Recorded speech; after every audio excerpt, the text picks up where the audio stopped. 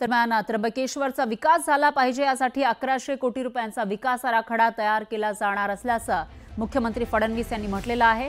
2 टप्प्यांमध्ये विकास आराखड्यानुसार कामं केली जातील अशी माहिती मुख्यमंत्री फडणवीसांनी दिली। पहिल्या टप्प्याचं काम कुंभमेळ्यापूर्वी पूर्ण केलं जाईल आणि लवकरच याला मान्यता दिली जाणार असल्याचंही त्यांनी सांगितलंय। तर या कामासाठी निधीची कमतरता पडू देणार नाही अशी ग्वाही त्यांनी दिली। त्र्यंबकेश्वर मंदिरात दर्शन घेतल्यानंतर फडणवीस बोलत होते।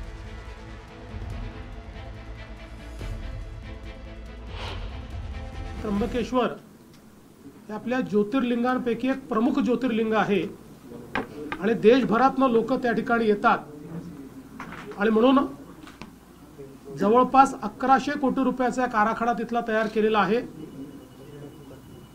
त्याचे 2 टप्पे आम्ही करतो आहोत। पहिला टप्पा जो सिंहस्थापर्यंत आपल्याला पूर्ण करता येईल आणि दुसरा टप्पा जो आहे ज्याच्यामध्ये त्याच्यानंतरही काही कामं होतील। तर सिंहस्थ कुंभमेळ्यासाठी सरकारने जोरदार तयारी सुरू केल्याचं दिसतंय। मुख्यमंत्री फडणवीसांनी नाशकात जाऊन याचा आढावा घेतलाय। पुढच्या महिन्यापासून कुंभमेळ्याच्या कामाची सुरुवात होणार आहे। या कामासाठी निधी कमी पडू देणार नाही असं मुख्यमंत्री फडणवीस म्हणाले।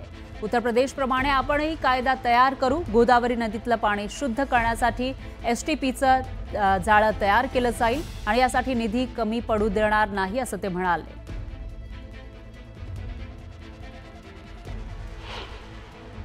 या ठिकाणी एसटीपीचं जाळं तयार करून पाणी शुद्ध राहिलं पाहिजे या दृष्टीनं एक आराखडा तयार केलाय आणि कुठल्याही परिस्थितीत सिंहस्थाच्या आधी त्याचं काम पूर्ण करायचं असं एक ॲम्बिशियस अशा प्रकारचा प्लॅन हा आपण तयार केलेला आहे।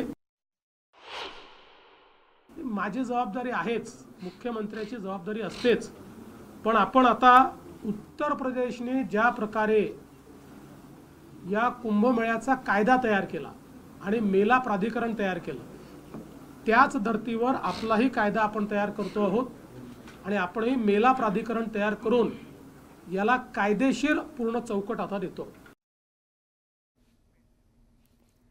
दरम्यान नाशिकमध्ये युवा उद्योजकांसोबतच्या चर्चेदरम्यान मुख्यमंत्री फडणवीसांनी अनेक प्रश्नांची मिश्किल उत्तरं दिली। तुम्हाला कोणती खुर्ची जास्त कम्फर्टेबल वाटते यावर त्यांनी जी मिळेल तिला कम्फर्टेबल बनवून घ्या असं उत्तर दिलं। तर नाशिकमधल्या पालकमंत्री पदाच्या वादावरही त्यांनी उत्तर देत पडदा टाकण्याचा प्रयत्न केला।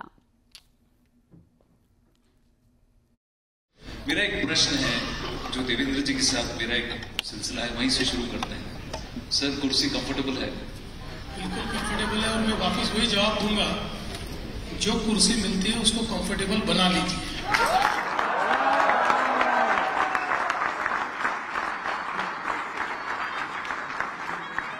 तो मेरा एक फॉलो अप क्वेश्चन भी होता है कि पिछली बार जब हम मिले थे तो आप एक कुर्सी पर बैठे थे, अब जब हम मिले हैं तो आप दूसरी कुर्सी पर बैठे हैं। दोनों में से कौन सा कंफर्टेबल? उस समय वो कंफर्टेबल थे, अभी ये कंफर्टेबल।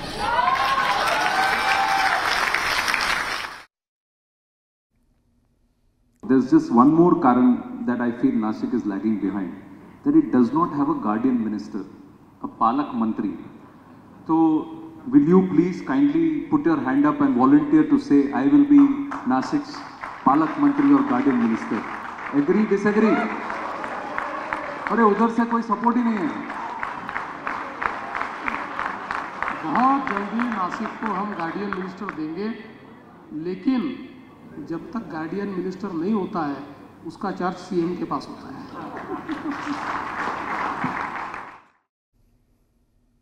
दरम्यान रायगडमध्ये राजकीय घडामोडींना वेग आला आहे। ठाकरे गटाच्या स्नेहल जगताप राष्ट्रवादीमध्ये प्रवेश करणार असल्याचं बोललं जात आहे। यावर शिवसेना नेते भरत गोगावलेंनी राष्ट्रवादीला डिवचलंय। इथं एकच शेठ भरत शेठ असं सूचक विधान गोगावलेंनी केलं। मतदारसंघात संघर्ष होणार नाही, मागच्या वेळेला आमच्या विरोधात सर्व एकत्र होते, त्यावेळी संघर्षाला आम्ही सामोरे गेलो असंही ते म्हणाले।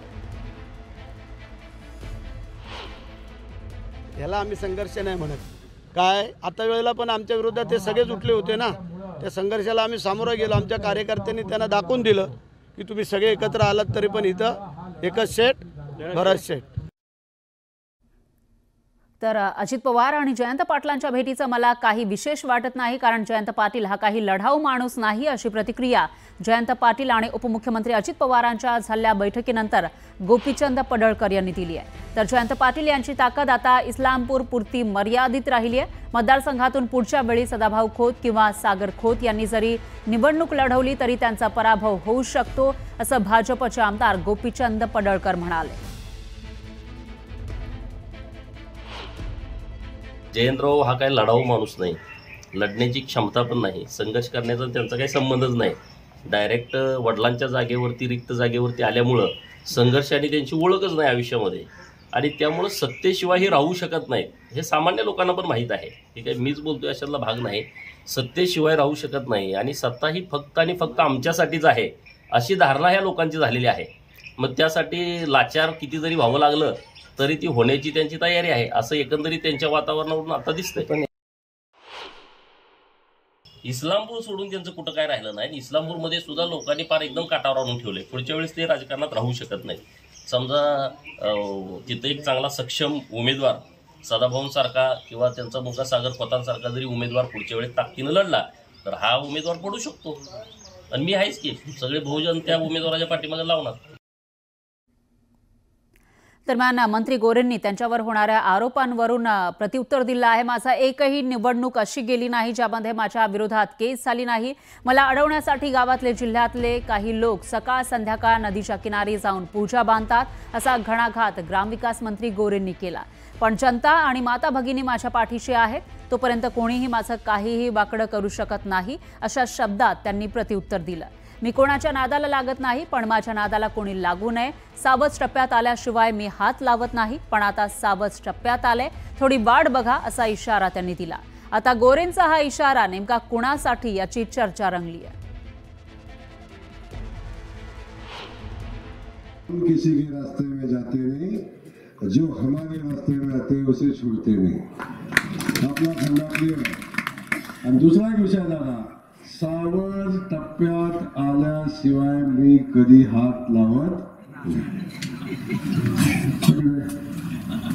आता सावध टप्प्यात आलंय, थोडीशी वाट बघा। आता सावध टप्प्यात आलंय, थोडीशी वाट बघा। किती थांबा, किती थांबवायचा प्रयत्न करा, किती भावल्या बांधा, पण जोपर्यंत जयकुमार गोरेच्या पाठीशी जनता आणि माझ्या माता माऊली आहे, तोपर्यंत जयकुमार गोरेचं तुम्ही काही वाकडं करू शकत नाही।